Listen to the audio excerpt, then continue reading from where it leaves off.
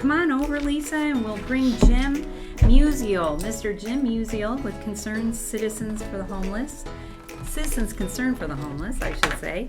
So, Jim, welcome. Well, good morning. Thanks for having me here. Well, thanks for being here. I know you are one busy man.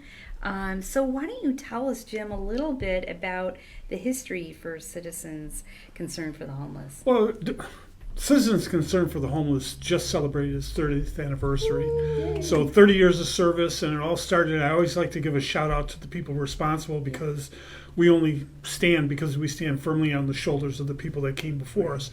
And Citizens Concerned for the Homeless was organized by a woman named Danita Tan.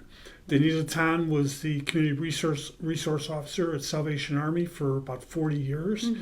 And back in the early 90s, 90, 91, right around that time, people were coming into her, single women with children in tow, saying, "We've been evicted, we've got no place to go. Right.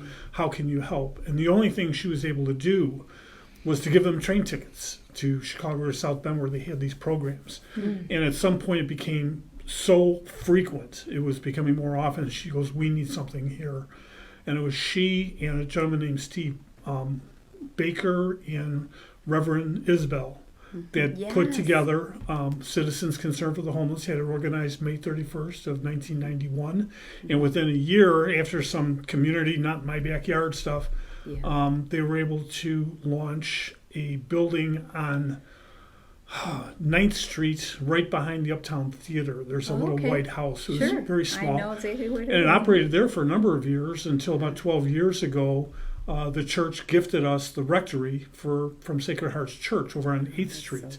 So we retrofit that to be our sandcastle shelter for homeless families. We've been there ever since. Wow. But Citizens Concerned for the program, Citizens Concerned for the Homeless has 4 major operating programs and a lot of sub-programs. Sandcastle Shelter for Homeless Families. I got to slow down a little bit. Is a 30 to 45 day residential program, and during which time we give them education, we give them support, we give them help, and we move them out to permanent housing. That's the goal. 30 to 45 days is the kind of the range because we're deemed an emergency shelter by even though it's a residential program by the state. But they let us err on the side of compassion. Many times I've had one family there for like 8 months because it was a CPS family looking to reunify, and we were able to do reunification through CPS in our program at Sandcastle. The program right next door was the old garage from the rectory, which was raised right after we bought it. And with the donation from the Grace Church, when they closed their doors, they gave us a rather large donation because when you liquidate any sort of nonprofit, you have to give it to other nonprofits or grant it out. And we took that money, parlayed it with CDBG, and built the Grace Learning Center. And the Grace Learning Center, even though it began as strictly education for GED programs, it was underutilized. And when I came in 2013, they were ready to shut it down, but they hired a young woman to come in and give it one more chance.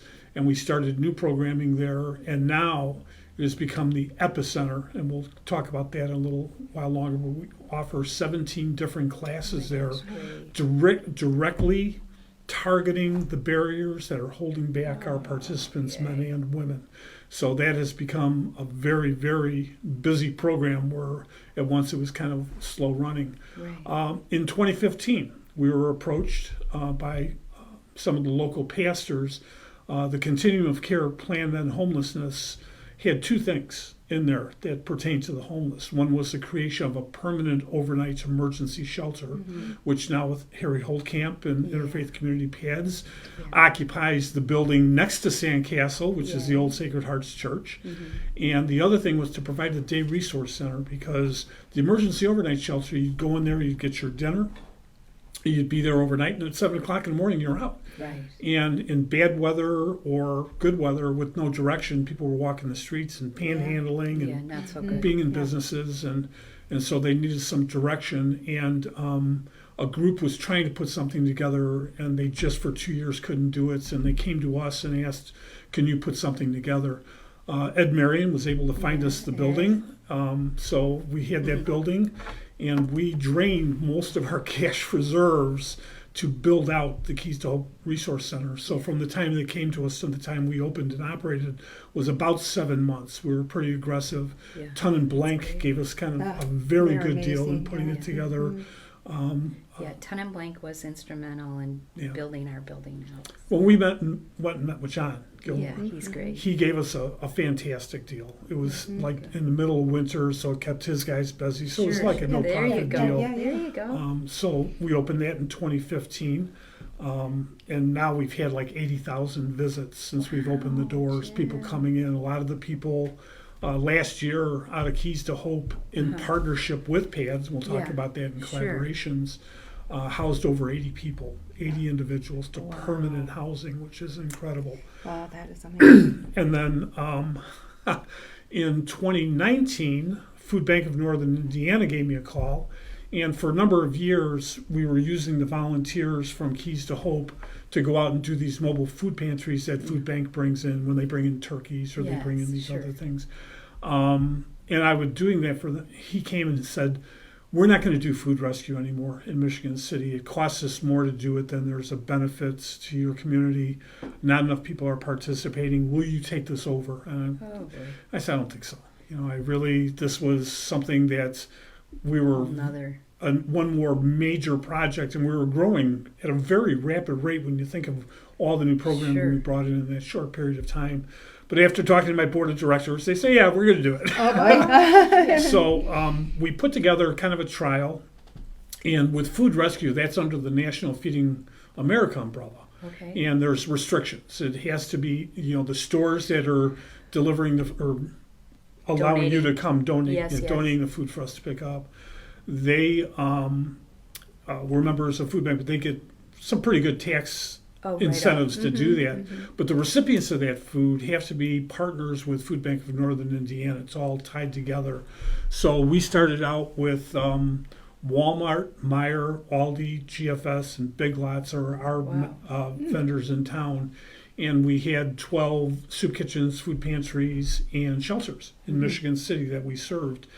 And in that first year, we did 144,000 pounds of food. Oh, my goodness. And so about a month or two in, once I knew what the numbers were going to look like, I went and saw our friend Maria Fruth over at Healthcare Foundation of LaPorte. I love Maria. To put the bite on her, and she thanked me. She said, for 3 years or 2 years, however long they were operating at that point, the board has been waiting for someone to bring us a collaborative effort, a collaborative program that we would then be able to collaborate with other funders to work together. So so we could partner with other groups.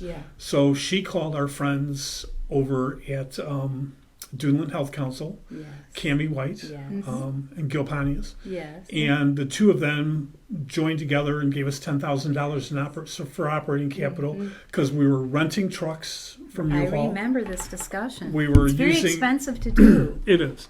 And we were using volunteers from Keys to Hope because part of if you're going to be at Keys to Hope, you got to be on a volunteer list and do so many hours of giving back to the community.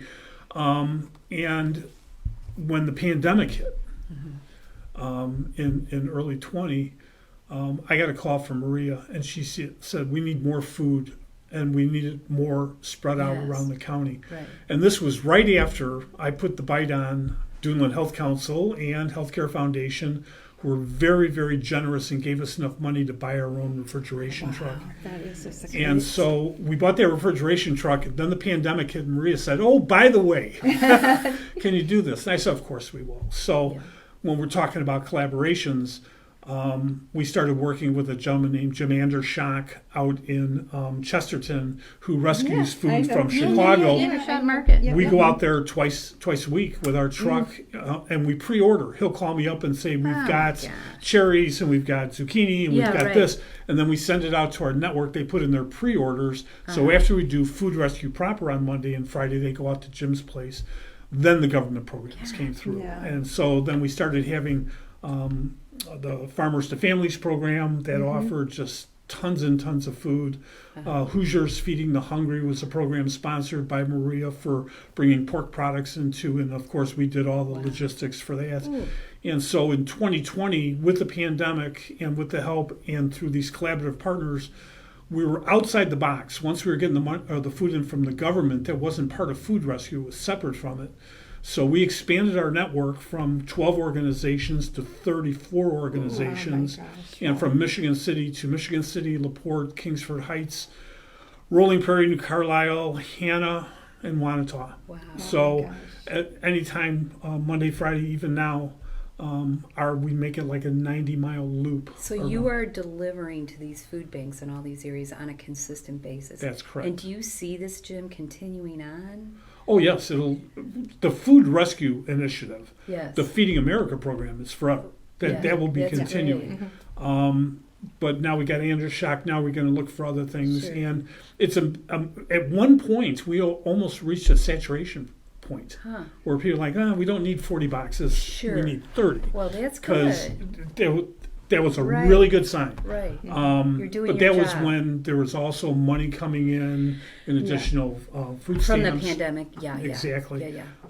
But when it levels out, Yeah. the Farmers to Family program, I believe, ended in June of this year, Okay. and we're still going to hit about 780 to 800,000 pounds of food Wow. in our third year of operation. You know, Jim, that is so interesting, this point of,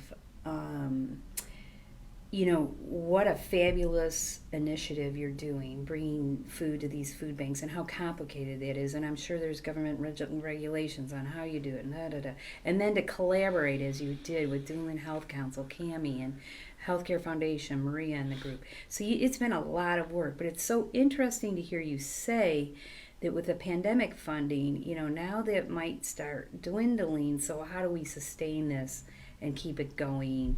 I just find that fascinating, this ebb and flow. I know Doombrook, has seen a spike in abuse in the interviews we do. And our healthy families going out to homes, very needy, with people losing jobs and, getting kicked out of their houses, even though there's some rental assistance. So it'll be interesting, Jim, won't it? I mean, like how things level out given, where COVID is. My understanding is half the people are vaccinated, half are not. Then you have this new influx of the variant. I mean, what are your thoughts on all of that? We have no idea. Yeah.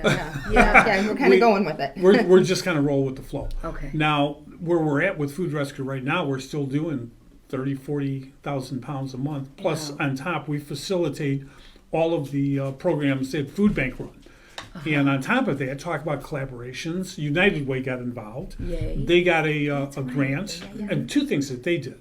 They got a grant to allow us to run 8 additional food giveaways. And of course, Chris Pate called me up and said, "Jim, would you do this for us?" I said, "Of course." That's what partnership's Yeah, about. yeah, They right. help us, and when they Right, call right, us for yeah, a favor, yeah, we're front and absolutely. center Yeah. without any question. And Jim, I'm sorry, but can you tell the listeners what giveaways are? Food Bank of Northern Indiana will provide food in bulk, and they call them mobile food pantries. These are mostly run by, with the exception of like United Way, Morgan Stanley's got a program now. But the food bank will call me up and say, "Jim, we've got 300 boxes of meat, or we've got these different products coming in. We've got some non-perishables, we've got some frozen meat." And they said, "We want to run 2 programs this month." We've already booked through the end of the year with dates and locations and places. And so when he calls us up, we'll get the ability to use Marquette Mall, which is where we do most of them. We do some at Fetter's Alley, we do some at First Church of God in LaPorte. And with the United Ways, we rotate. We've been out to New Carlisle, we've been out to Wanata, Right. in different areas. But when they bring the food out, our volunteers go out there, we put up the food, we set it up. A lot of times we'll get boxes of vegetables, so we have to take all these boxes and take a little bit of everything to put them in bags. So it's Sure. kind of labor intensive. Yeah. And with the pandemic, it's all drive-through. So we advertise it, and You've been I'm good. You've been OCD. good, Jim. I'm OCD, so I do things the same way. Yes. And the 3 days prior to the event is when I advertise. Yeah. Jeff Mays, who's an amazing partner with the Herald Dispatch. Yeah. I've been working with him for a number of years, articles that I submit Right. for running in the paper. Yes. But he follows the food bank announcements that come out. Yeah. So it's always in the newspaper, either the day Yeah. before the event or the weekend before the event, depending on when it's Right. held. Right. Yeah. So can I ask just along real Go ahead. quickly, Jim, along those lines? So if someone is listening to you, Jim, here, and either they're a client and they want help with homelessness or Grace Learning Center classes, or let's say find out where the food banks are and when they are, your recommendation would be go online? Well, there's a number of different ways to do Okay. it. Number one, if you have an urgent need, you're going to pick up the phone, you're going to call 219-879-2552, and you're going to talk to Tammy Rosebaum, Okay. who's my operations coordinator. Okay. And she's going to be able to give them direct answers. Okay. On Facebook, we have a Facebook page for Sandcastle, for CCH, for Grace Learning Center, for Keys to Hope. Anything I put on there is then spread across that, along with groups like Michigan City, Indiana, Positively LaPorte. Okay. I think I got about 8 groups I catch, share it yeah. with. They can go to our our webpage. It's under construction right now. So the best thing is utilize Facebook or give us a call directly. Great. You could drop us a note on Facebook, Great. or you can send it to our email address, which is mchomeless@ameritech.net. Right. Because there's so much that you do, and for someone listening, if they want to find information, you're saying Facebook page or call directly. But Jim, could you talk a little bit about the fear that if I'm in a situation where I'm all of a sudden find myself homeless or food need or Grace Learning Center classes, and I'm embarrassed or I'm afraid, what am I getting myself into? What would you say to that person? I say when you ask me a question like that, the show's got to be longer. I was trained. I've been a lawyer for nearly 40 years, as we were discussing before the thing. I've been specializing in social work for about 16 years now, and my mentor in Chicago was a guy by the name of Bob Adams, Dr. Adams, who was a Navy corpsman assigned to a Marine unit in the Vietnam War. And he came out as messed up as everyone else with PTSD, with drug addiction, everything else. He pulled himself up by his bootstraps. He got his doctorate. He opened up a place called Midwest Shelter for Homeless Veterans that I was able to work for about 2 years before I came out here, as one of 7 jobs in social services I had, along with one day at Tammy. But he told me one thing, and this is how all of my people are trained, and that is anyone that comes to us for help in any capacity, you treat them with understanding and compassion. You meet them exactly where they're at with dignity and respect, and you welcome them in. And then once they're under your roof, you immediately changes to structure and accountability. They have to earn what they do when they come to the program. We give them all of the tools for them to pick up and use. And we do it with understanding, compassion, but these are the things you have to do, and it's done through intensive case management. Because he told me, he goes, if you just give people something for nothing, you're enabling them and you're making their problem worse. Right. What you need to do is empower them. I hate the word shelter. We're not a shelter, we're an empowerment center. There you go. And we use Grace Learning Center as our epicenter for classes with banking and budgeting classes, anger management classes, nurturing parenting classes trained through certain organization. But problem solving, drug and alcohol awareness classes. Bowen Center comes and provides services. We partner with Healthy Communities to come in. But if you go on the Grace Learning Center Facebook page, we post the calendar every single month. Great. So what I hear you saying, Jim, is that for someone listening, or for those of you who are out there who run organizations or just want to be a helpful citizen and get people help, the idea is there is nothing to fear. You don't have to be one way or another or have your ducks in a row. You can be have a lot of challenges, and as Jim is saying, they will meet you where you're at. Right. And there's no fear in that. There's no judgment. It's just, this is the problems you have. So give us a call and we'll tell you how we can help. Yep. We ask, when they first come into us, They'll call in at Sandcastle and do a Yeah. phone take. The people that use the emergency shelters just kind of Yes. come in, or we reach them out of street outreach. We sit down and we do about an hour interview with them, and we find out everything about them. And when I was doing it, before I became strictly administrative, I would tell them, because they'd be holding back, they'd have their head down, and I'm like, pick your head up high, you're in a good place right now. You're in a place where people care, and we want to help you get back to where you should be with the talents that you obviously have. We just need to work on these barriers a little bit. And we identify surgically exactly what they're going to do. We put together an action plan that says your first priority's got to be this, your second one's this, your third one's this. Yeah. And so then we place them, if they need drug and alcohol rehabilitation, we work with Linda Rowe and Detox Now. Yeah. Over at the Swanson Center, we work with Bowen Center for mental health as well.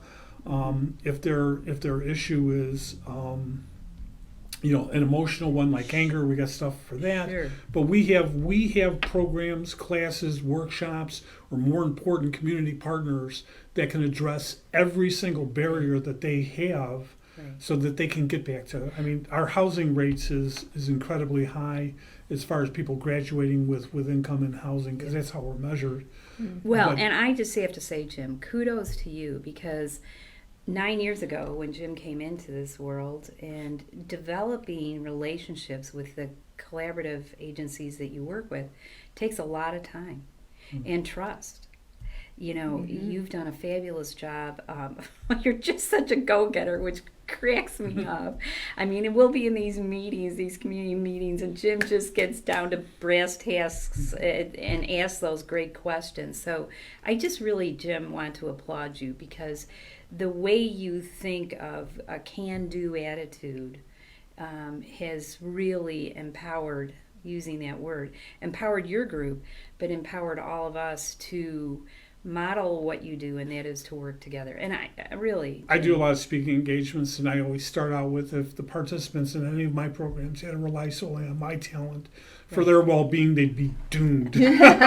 So I remember when I was first going to be coming here, Lillian Schrod Young was on our board of directors, and Tom McCormick was a really good friend of mine. And I asked them both, I said, what's it like in Michigan City? Yeah. And both of them said the same thing: generous community, good-hearted people willing to help. And so, we can't do these things on our own. No, absolutely. The way the programs have developed and as big as they've gotten, and what I'm planning for the next couple of years is all going to be directed around mental health. I mean, the pandemic, yes, between really PTSD and trauma and everything Yeah. else, is going to be our top priority. As a matter of fact, I just wrote 2 grants. I was invited to write grants for PNC, and one of them is for the Grace Learning Center, because I want all new stuff in there. It's really getting a lot of wear and tear now. But we want to develop classes for, and we want to bring in trained professionals for that. Great. So that's going to be at a cost. So tell us about the future, Jim. Tell us about where you see yourself going. We work with the homeless. That was our primary mission. Our mission statement has evolved. We have a new strategic planning session scheduled for October 16th. We're going to do it over at Healthcare Foundation. I haven't called Maria yet, but I'm sure they'll find room for us over there. What a beautiful facility that is. We've always prided ourselves on that being our core, but we always keep our ear to the ground as far as what the community needs are. And as community needs come up, we address them or we participate in them. Yeah. The pandemic created such a challenge for us. Right. And, I have to give kudos out to certain people. Yeah. A shelter committee was established by Ed Seal. And Ed Seal runs the home team, and he's part of, he works for Unity Foundation and for Housing Opportunities in 2 different capacities. And the people at HealthLink with testing and vaccinations. But we have a shelter meeting it got down to once a month, but now we're ramping it up to a little more often with the Delta variants and whatnot. But when you have partners like that and something comes up, someone steps up to the table, and you're either the leader or you're a participant. Sure. So what I see is continuing to do what we do, because we're turning over the people that come to us in greater numbers every year into permanent housing. And again, I haven't used this term yet, but I always try to say this. We give them the tools. We're measured by our metrics are housing and income, basically. Yes. But I'm a firm believer that unless you take care of the barriers first, you're setting them up for failure. Everything we do is designed, and I'm sure the future will include elements of this, is to provide people tools not only to acquire, but to have sustainable self-sufficiency. Right. That's my goal for moving forward, is everyone walks out with the tools that they need. Now, some people come back and they need the booster shot. They need the third shot. Right. But for the most part, a lot of people are flourishing, are doing well. I can't walk into a restaurant or a grocery store or somewhere without running into someone that we've helped in the past, or some people that were disgruntled. Yeah. I run into those people too. But for the most part, we're honored. And we're privileged to have the jobs that we have. I'm blessed to have this job. I was a miserable attorney. Now I'm a happy social worker bee. Worker bee. Right. And I keep real busy, but I have good people around me. Jim, thank you. And I think that philosophy is so powerful of having to address any one individual's barriers. You don't just give them housing or give them food. It's helping them understand for future sustainability what those barriers are. And that's why you're so successful. There's also Salvation Army. I'll just give them a plug. Yep. They have a program called Pathways to Hope for people that are in housing that still need more services. Yes. So if anyone's been working with us and come back to us, that's great. Right. But they have a specific program It's a just to, program. once here's your starting point, you took a step back, let's take 2 steps forward, and Major Becky. And Major Becky. Yes, and, they're wonderful. Kudos to them.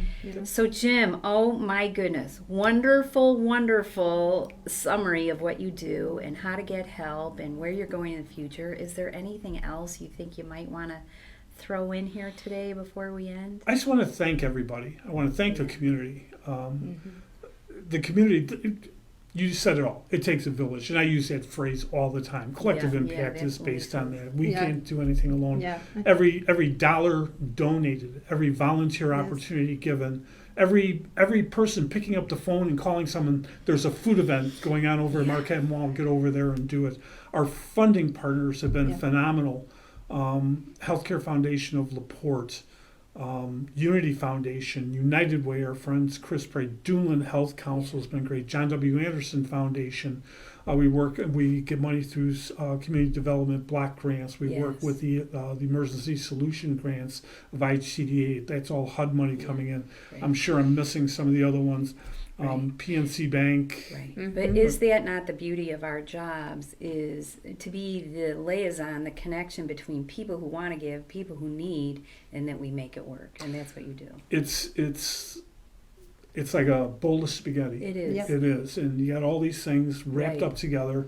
And when we see a new need coming in, and right now, like I said, mental health's a thing. We're already writing grants, and we're already seeking out people that are going to be able to come in and give real counseling locally to our participants in an environment they consider safe over at Grace Learning Center.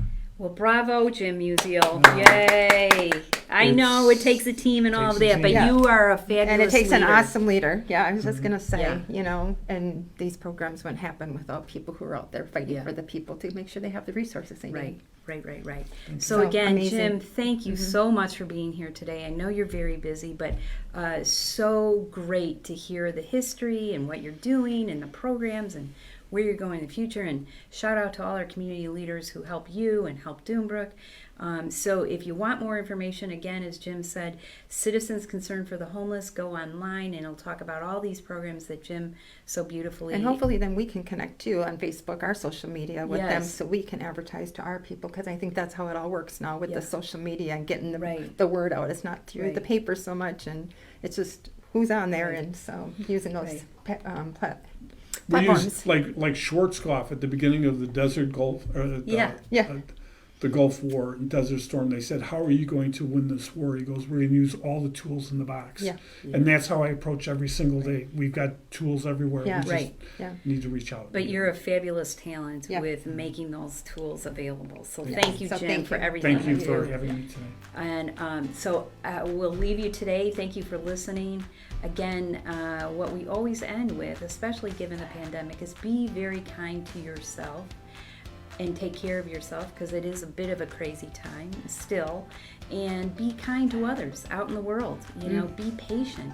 We don't know what someone's going through and where they're at, and we're finding that people flare up a little bit more easily than normally.